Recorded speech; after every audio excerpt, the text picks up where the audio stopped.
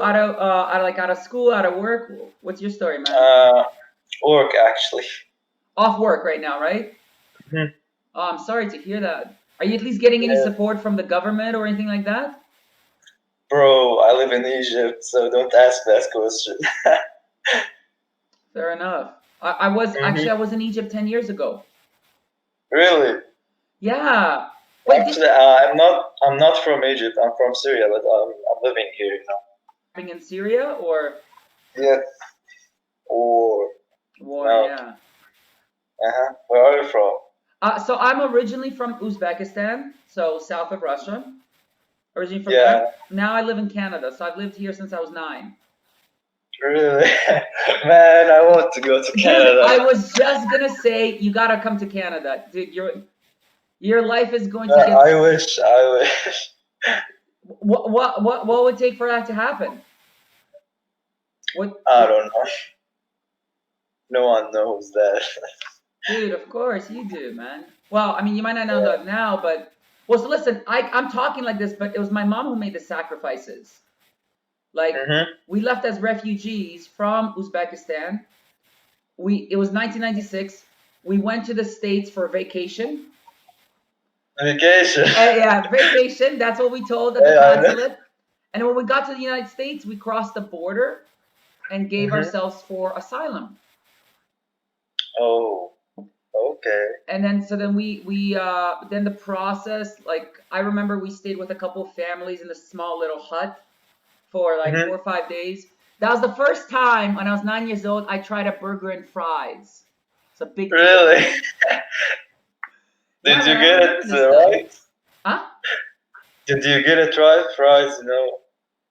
Yeah, I got to try like French fries. I got to try Yeah, French good. fries for the first Good to time, hear that. and burger. That was my first time. So her mother, so my grandmother makes these Yeah. traditional meats, like special kind of meats. So we're crossing the border. My mom brought some of the food, and we're sitting with the security guard in the Canadian, like the Canadian side, and they're Mhm. checking our stuff, right, for weapons. But I don't know, whatever. But she check, Yeah, yeah. and so she finds this sausage, this giant sausage, and she puts it on the table. And so my mom doesn't speak English. I don't speak English. So we have a translator on the phone translating us Okay. there. And this Yeah. woman puts this sausage on the table and she's like, "You can't bring this into the country." And they're like, translate. My mom's like, "No, no, no, no, no. It's good. It's good. You want to try? We give you Delicious. some. We give you to eat it." The woman's like, "No, I can't eat it." She's like, "No, no, eat it. It's good. It's good." Just a different That's mentality, kind of right? fun, man. That's a different mentality. Yeah. But it was. I mean, listen, she did all the hard work, man. I was Mm. 9 years old. What do I? Mothers, man, mothers. That's it. So who are you living with Egypt? Who are you living in Egypt with? With my family. Your whole family? Yeah, And how long have you been there for? 10 years actually. Dude, wow. So I you know were that like 4 or sucks. 5 years old, That right? What are you? sucks. You're like 16, 15 now? I am now 18 actually. 18. Okay, fair enough. So you say, oh my What God, so about you? basically the same thing. Really, you are 18? No, no, no, no. Wait, no. Oh no. That's not what I meant. No, I only. no, You sorry. What mean I meant like was 10 years that you moved? when we You moved. emigrated as refugees to Canada, I was 8 or 9 years Okay. old. Oh. I'm 33 now, so I've lived in Canada for 24, 25 years, 24 years. Okay. But Okay. same thing. Like right, like I was really young, and my it was just my mom and I, and then my brother came later, and it's just the three of us. And Oh. What about your father? they're separated. Oh, I'm sorry. No, it's okay. I mean, it was the best decision that my mom had to make for herself, and To she, be proud, man. because it's hard. It's hard. It's hard for women, especially of that time, to be able to have their own Yeah. independence. And my mom's a Yeah. very strong woman. She feel like lost. Yeah. No, I think you know what it was. I think it was. It wasn't. She wasn't feeling lost. She wanted to give us.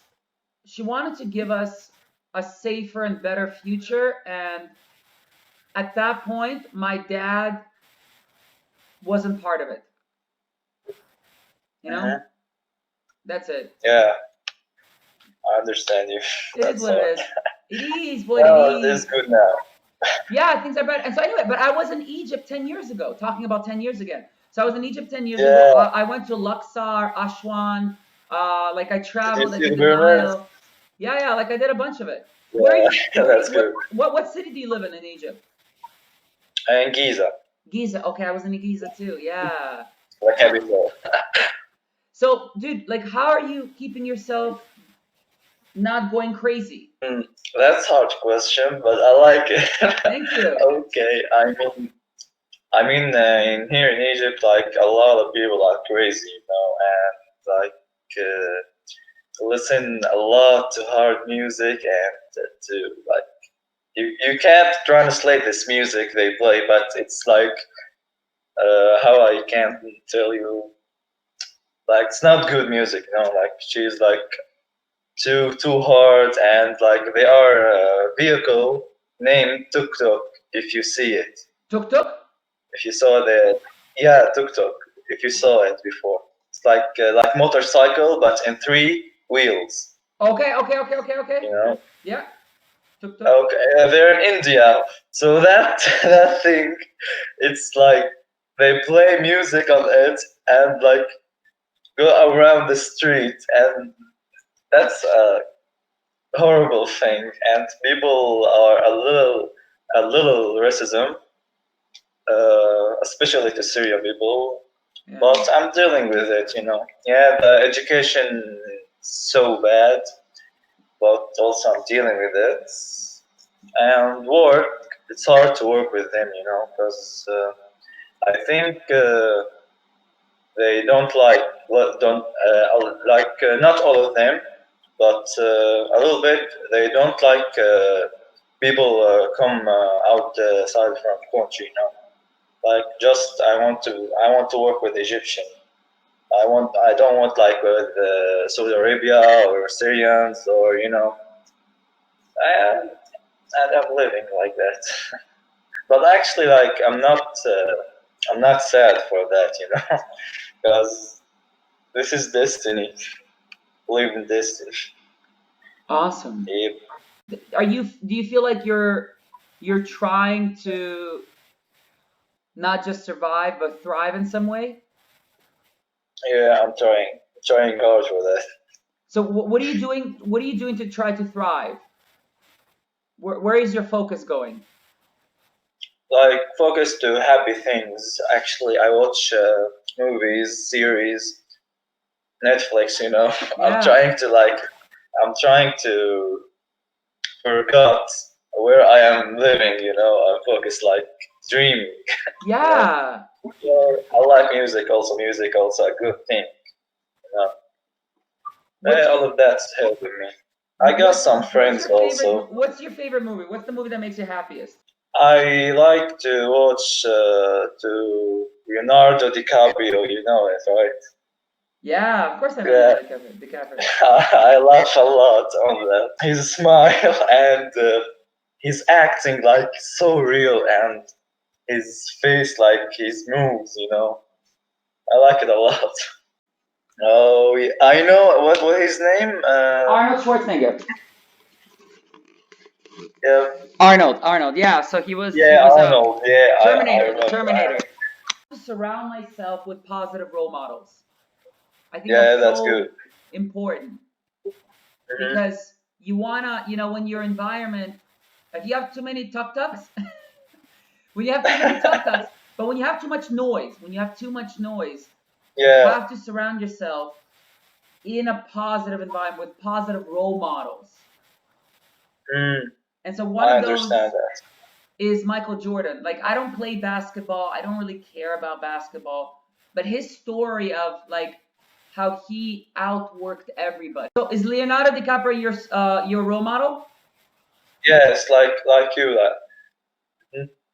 You know what you I should like him do? also. Go on YouTube and listen to. Actually, hold on. Maybe I can find one for you right now. Let me see.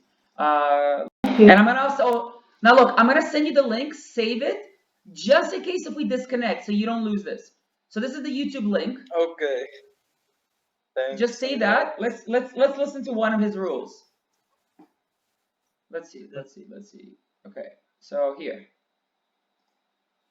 Screenplay, and was, Ellen Barkin and Michael Caton Jones, and it was just everyone was sort of fiending for this role, and I got down, I suppose, to the final five, and there was like a last sort of day. Toby was there, and I do remember thinking to myself, I got to do something. I got to do something to stand out, and.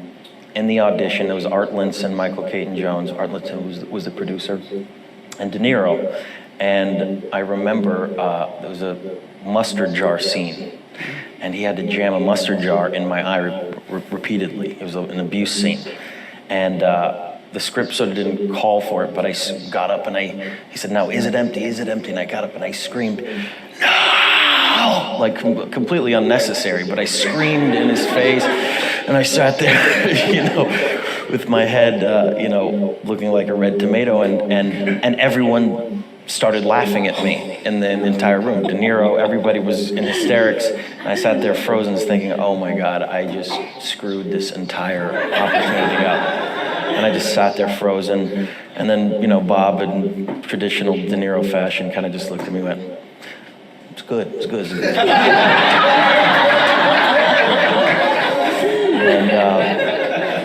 And then, we carried on doing the scene, and I think I actually had dinner with De Niro recently, and he told me, no, I was the one who said you should get the job. I'm very proud that a movie like this got made. So first, like, amazing, beautiful human being, and listen, he's your role model. He's done so much, right? Like, listen to that video. Surround yourself, because the first rule is stand out, right? Stand out, right? Everyone's driving tuk-tuks. You got to stand out. I will, man. I will. All right, dude. It was a pleasure talking with you. Cheers, man. You too, brother. Bye.